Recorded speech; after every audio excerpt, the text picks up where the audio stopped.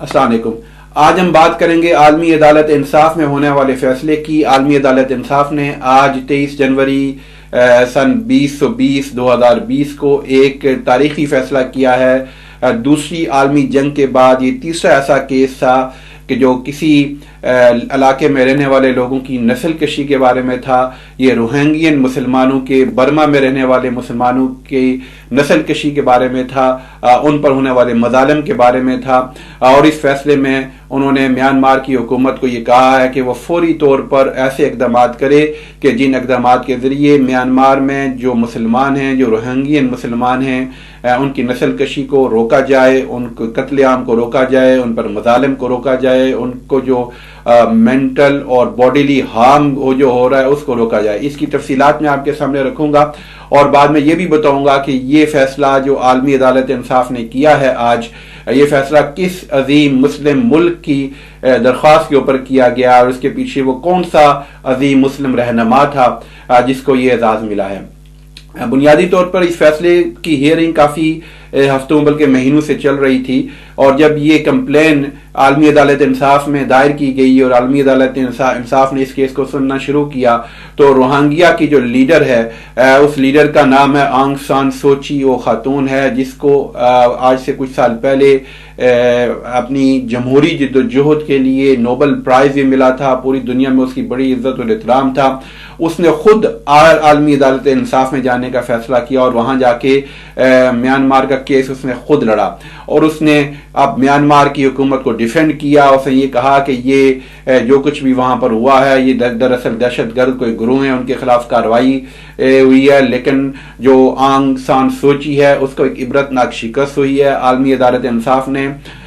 उसके दलाइल को कुल्लियतन रद्द कर दिया है, उसके मौक़िफ़ को गलत साबित कर दिया है, उसको नहीं सुना बल्कि ये करार दिया है कि रोहिंग्या के जो मुसलमान हैं उनके ऊपर मजालिम हो रहे हैं, उनके ऊपर एक तशद्दुद हो रहा है, उनकी एक नस्ल कशी की कोशिश की जा रही है, उनका एक जेनोसाइड हो रहा है। और आलमी अदालत इंसाफ ने मुत्तफ़क़ा तौर पर आज ये फैसला किया। 17 जजों ने ये ऐलान किया है कि रोहिंग्या के मुसलमानों की जो कत्लेआम है, जो उनकी जेनोसाइड है, उनकी जो किलिंग है, उनको फौरी तौर पर रोकने के लिए म्यांमार की हुकूमत अपनी फौज को और वहां पर मौजूद जो मुख्तलिफ मुसल्लह गिरोह हैं जो इस काम में मुलव्वस हैं उनको फौरी तौर पर लगाम दे और म्यांमार की हुकूमत फौरी इक़दाम करे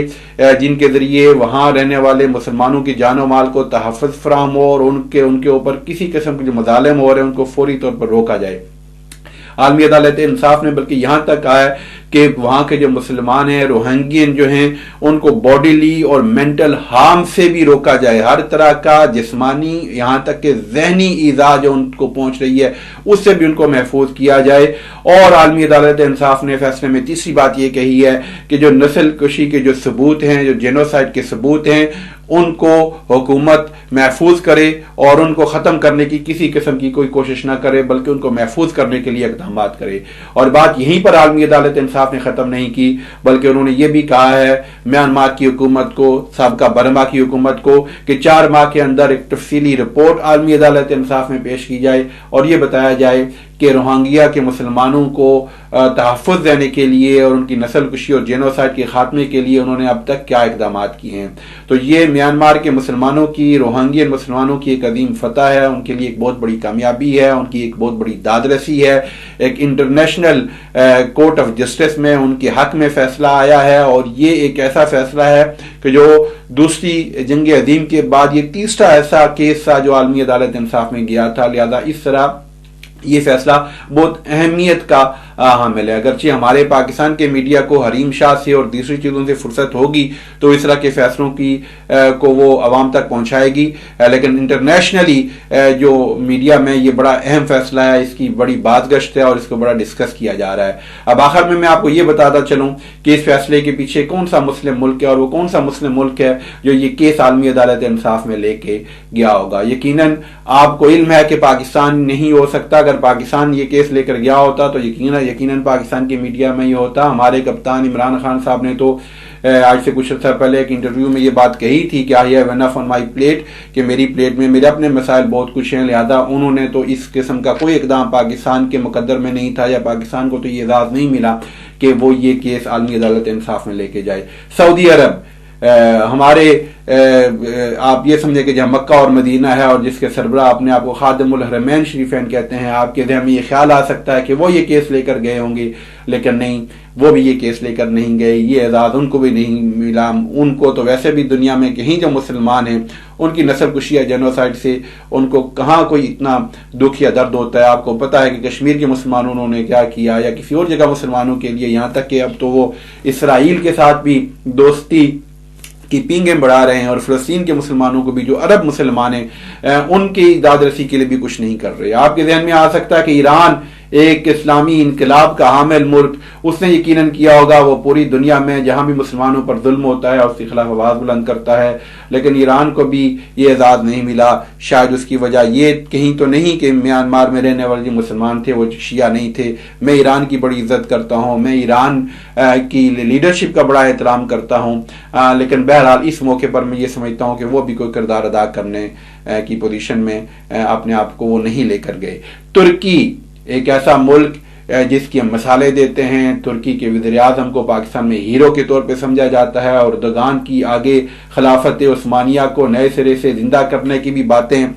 آپ نے میڈیا میں سنی ہوں گی، اور دنیا بھر میں ان کے حوالے سے جو معاملات آتے ہیں، ان کے بیانات بھی آتے ہیں۔ میں ذاتی طور پہ اردگان کی عزت کرتا ہوں، میں سمجھتا ہوں کہ انہوں نے ترکی کو بہت آگے لے کر گئے ہیں، ترکی کی ترقی میں اور ترکی کو ڈیولپ کرنے میں انہوں نے بڑا کردار ادا کیا ہے، اور ترکی میں اسلام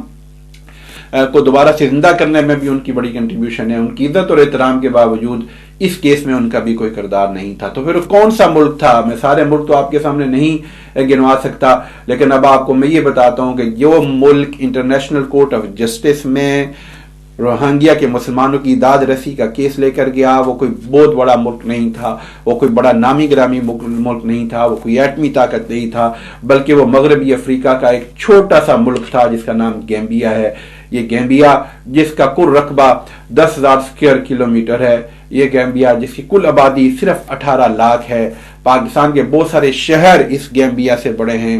دنیا کے بہت سارے مسلم ممالک کے شہر اس گیمبیا سے بڑے ہیں، ان کی آبادی اور ان کا رقبہ اسے کئی گنا بڑا ہے، لیکن اللہ تبارک و تعالیٰ نے یہ اعزاز اس ایک چھوٹے سے سیاہ فام باسیوں کے ملک گیمبیا کو دیا کہ وہاں کے جو وزیر انصاف ہیں، جن کا نام ابو بکر تمبادو ہے، وہ یہ case international court of justice میں لے کے گئے، اور وہاں انہوں نے میانمار کے مسلمانوں کے حق میں آواز بلند کی، اور الٹیمیٹلی وہاں فیصلہ میانمار کے مسلمانوں کے حق میں آیا۔ میں اس موقع پر اپنے ان سیاہ فہم بھائیوں کو سلام پیش کرتا ہوں جن کا تعلق گیمبیا سے ہے، گیمبیا کے صدر کو سلام پیش کرتا ہوں، اور ان کے وزیر انصاف ابو بکر تمبادو کو سلام پیش کرتا ہوں کہ انہوں نے روہنگیا سے بہت دور ہونے کے باوجود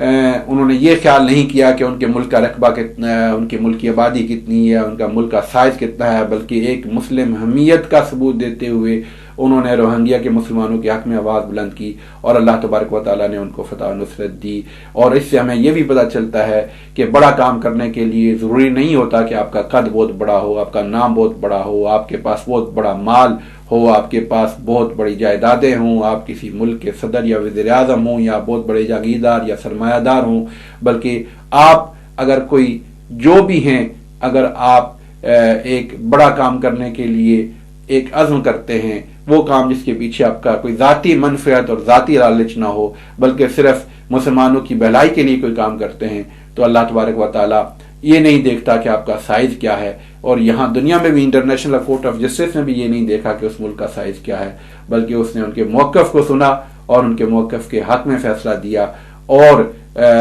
جو روہنگیا کے مسلمان ہیں ان کی نسل کشی کے روکنے کے لیے احکامات جاری کیے، اور میانمار کی حکومت کو اس چیز کا پابند کیا کہ وہ فوری طور پر روہنگین مسلمانوں کو تحفظ فراہم کرے۔ بہت شکریہ۔ السلام علیکم ورحمۃ اللہ وبرکاتہ۔